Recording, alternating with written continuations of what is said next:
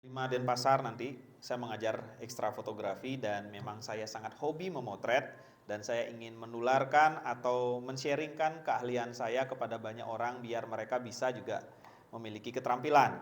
Namun 2014 perubahan hidup terjadi kepada saya ketika saya Igede Ngurah Dudi Prayoga yang seorang mantan guru honorer menemukan sebuah peluang dan peluang ini diceritakan oleh sosok yang sangat menginspirasi saya bahkan sampai hari ini. Berikan tepuk tangan untuk Bapak Kade Arya Wirajaya ya.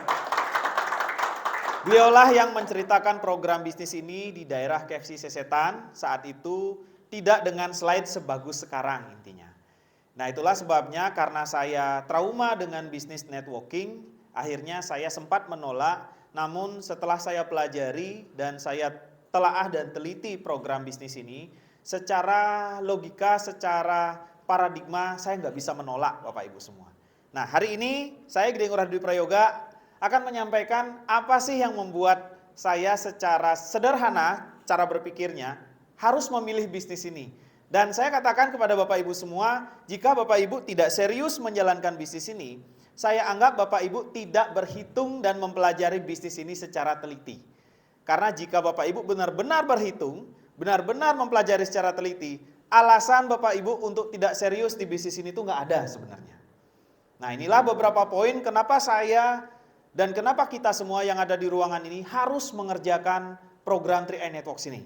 Yang pertama, Bapak Ibu tidak akan pernah menemukan bisnis secerdas ini. Kenapa saya katakan cerdas? Karena sebuah bisnis bisa mengantarkan kita memiliki 3 aset sekaligus. Di mana-mana orang punya usaha, orang bekerja atau orang berbisnis pasti mencari income. Namun selain income yang kita bisa dapatkan, ternyata investasi untuk dana masa depan kita, ya seperti tabungan hari tua dan warisan asuransi jiwa, kita juga bisa miliki sekaligus. Ini konsep yang bagi saya, ini konsep yang sangat cerdas. Di mana kebanyakan orang bekerja ataupun mereka punya usaha, belum tentu mereka bisa saving money.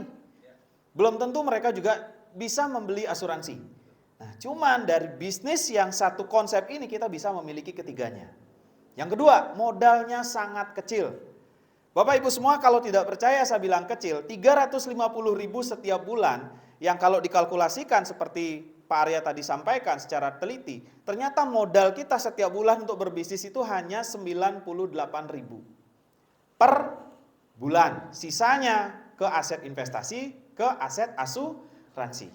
Bapak Ibu kalau nggak percaya ini modalnya kecil, coba Bapak Ibu semua beli nasi jinggo nanti di depan, tanya sama pedagang nasi jinggonya.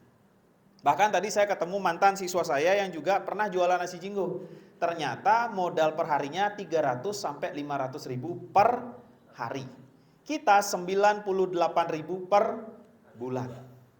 Jauh sangat kecil Bapak Ibu semua. Bahkan potensi pendapatan yang kita bisa raih di sini bukan hanya sekedar income, tetapi passive income dan massive income. Passive income ini sangat kita perlukan, mengingat kita manusia biasa yang bangun hari esok saja kita nggak pernah tahu kondisi kita seperti apa. Yang 1 jam ke depan kita nggak pernah tahu nasib kita seperti apa. Bapak Ibu mungkin saat ini datang ke ruangan ini sudah memiliki penghasilan income ya. Namun Bapak Ibu semua, bagaimana jika Bapak Ibu tidak lagi bisa bekerja, mungkin karena faktor usia, tutup usia atau faktor kesehatan. Apakah Bapak Ibu masih bisa punya penghasilan? Punya penghasilan dari bekerja atau berwirausaha itu saya tidak pernah mengatakan tidak bagus. Tetapi masalah yang akan terjadi adalah ketika kita tidak lagi bisa bekerja. Di sanalah kita butuh passive income. Massive income adalah sebuah lompatan finansial yang besar yang kita bisa dapatkan. Bapak Ibu semua, saya adalah manusia biasa yang saya hanya pingin 3 hal ya sebagai manusia yang normal. Pertama, saya pengen punya rumah, anggaplah nilainya 700 juta yang biasa ya, yang sederhana. Kemudian mobil, anggaplah mobil bukan barang mewah ya. Anggaplah 200 jutaan sampai 300 juta, mobil bukan mobil mewah. Kemudian saya pengen punya passive income selain bisnis ya, itu dari deposito.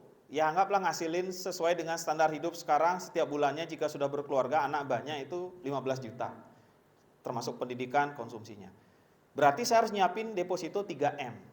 Kalau saya total rumah, kemudian mobil dan deposito 3 miliar itu total 4 miliar. Jika saya bekerja sebagai seorang karyawan biasa dengan gaji UMR, ya anggaplah 3 juta, saya bisa menabung 1 juta, saya bisa mencapai itu 333 tahun. Ketawa, artinya kita reinkarnasi berapa kali? Nah, jadi sederhana itu Bapak Ibu saya berpikir, saya tidak muluk-muluk orangnya. Kalau saya berpenghasilan 10 juta dan saya bisa menabung 5 juta, dan kalau bisa menabung 5 juta ya, saya bisa memiliki angka 4 miliar itu 65 tahun. Jika sekarang saya usia 35 tahun, berarti saya baru terkumpul duit itu 95 tahun. Ya mungkin saya nggak hidup seumuran itu. Nah kalau saya kerjakan 3i Networks ini dengan modal, ya kalau yang namanya modal Bapak Ibu semua punya atau tidak hari ini modal, kalau ditanya tidak punya modal tidak membuka bisnis ya mungkin nggak akan ada bisnis buka di dunia ini kalau semua pelaku bisnis itu menunggu punya modal, punya uang. Ya pinjamlah modal, saya juga minjamnya di koperasi. Saya jalankan bisnis 3i Networks ini, Pak Arya Wirajaya 2 tahun 7 bulan berpenghasilan 350 juta per bulan, jangan deh crown dulu, titanium aja deh. Kita bisa nabung 80 juta per bulan, pakai hidup 20 juta per bulan. Bapak Ibu semua hanya membutuhkan waktu 3 tahun saja. 2 tahun saja. 3 tahun ya untuk menciptakan angka 4 miliar itu Bapak Ibu semua. Kok gede banget sih? Saya nggak muluk-muluk punya bunga deposito 15 juta per bulan, punya rumah yang nggak nyicil, punya mobil yang juga nggak nyicil 300 juta. Sudah cukup. Selebihnya tergantung pribadi masing-masing. Kan impian itu relatif Bapak Ibu semua. Itulah kenapa saya butuh massive income. Hari ini kita datang ke ruangan ini, Bapak Ibu datang ke ruangan ini bukan hanya sekedar untuk mencari income. Saya yakin Bapak Ibu semua yang ada di ruangan ini sudah punya income. Sudah punya penghasilan, betul? Nah, yang kita akan buat atau create di bisnis ini adalah lompatan finansial Bapak Ibu semua. Itu yang membuat saya, apapun kondisinya saya jalankan bisnis ini. Yang ketiga, ya, berikutnya yang membuat saya sangat menyukai bisnis ini adalah cara kerjanya. Kita kalau saya bilang di sini kita nggak kerja keras Bapak Ibu semua. Kenapa saya bilang nggak kerja keras? Ini menurut opini saya ya. Bangun pagi, saya buka HP, saya teleponin beberapa orang, bagi saya itu bukanlah kerja keras. Kerja keras menurut saya, versi saya adalah tukang bangunan yang ngangkat batako, ngangkat pasir. Waktu saya buat rumah di Tegalalang itu 100 meter jalan bawa material. Itu namanya kerja keras Bapak Ibu semua. Dagang dipan yang keliling harus jualan 1 unit dipan saja, itu namanya kerja keras. Dagang sapu yang keliling, jualan sapu, itu kerja keras Bapak Ibu semua. Saya sampai hari ini melihat bisnis ini tuh nggak ada kekurangannya. Kerjanya elegan, waktunya fleksibel. Kalau Bapak Ibu sudah punya pekerjaan saat ini, nggak perlu berhenti. Bahkan saya dulu memulai bisnis ini masih sebagai seorang fotografer. Ya kalau bahasa jeleknya tukang foto. Masih saya jalankan Bapak Ibu semua. Karena bisnis ini kelebihannya adalah fleksibilitasnya. Kalau saya selesai kerja, saya kerjain itu bisa. 1-2 jam per hari aja saya bisa. Nah pertanyaannya sekarang, apa yang membuat saya memprioritaskan bisnis ini ketimbang saya bekerja sebagai seorang guru honorer atau teman-teman bekerja sebagai seorang karyawan? Apa yang membuat saya harus memprioritaskan? Ini bisnis saya Bapak Ibu semua. Ini bisnis saya yang kalau saya bekerja sama orang itu adalah bisnis orang.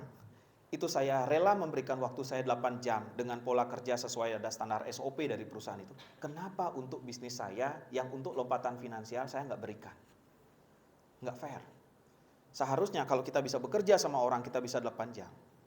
Untuk diri sendiri sebenarnya harus lebih dari 8 jam. Tetapi bisnis ini tidak perlu itu.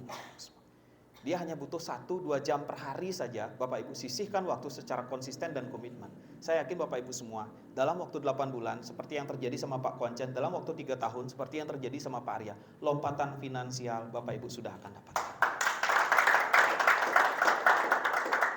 Terakhir yang paling saya sukai dari bisnis ini adalah saya membantu banyak orang.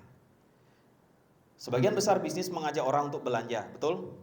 Bahkan ketika orang tidak bisa membeli sebuah perangkat elektronik, kita memaksa mereka untuk mencicil dan mereka harus membayar bunga dan mereka akan terjerat hutang dan tentu mereka akan stres. Tapi di bisnis ini saya mengajak orang untuk memiliki income. Bisnis yang akan terus eksis di masa krisis adalah bisnis yang bisa memberikan income. Mengajak orang untuk memiliki penghasilan, mengajak orang untuk memiliki dana untuk masa depan mereka dan keluarga mereka, mengajak orang untuk memiliki warisan yang akan diberikan kepada ahli warisnya ketika terjadi resiko meninggal dunia. Ini yang membuat saya menyukai bisnis ini ketimbang saya ngajak orang buat cicil-cicil barang, mending saya ngajak orang buat ada manfaat buat mereka, keluarga mereka di masa sekarang dan di masa yang akan datang. Kalau saya ditanya, ketika saya pun nanti lahir kembali ke dunia ini, reinkarnasi berikutnya, saya ingin sekali dipertemukan dengan bisnis seperti ini. Bukan karena angan-angan